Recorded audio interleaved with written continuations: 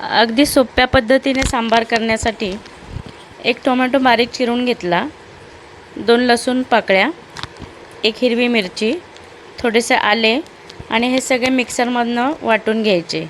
अगदी ओबडधोबड वाटायचे. नंतर एका कढईमध्ये तेल गरम करत ठेवले, त्यामध्ये मोहरीची फोडणी केली.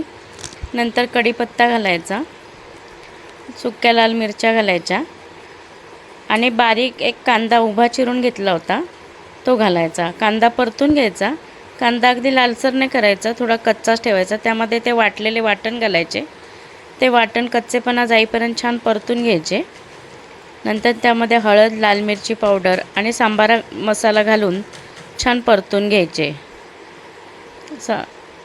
नंतर त्यामध्ये तुरीची डाळ, हळद आणि हिंग घालून शिजवली होती ती घालायची. तुम्हाला जेवढे सांबार पातळ किंवा घट्ट पाहिजे त्याप्रमाणे पाणी घालायचे. चवीप्रमाणे मीठ घालायचे आणि गूळ घालायचा.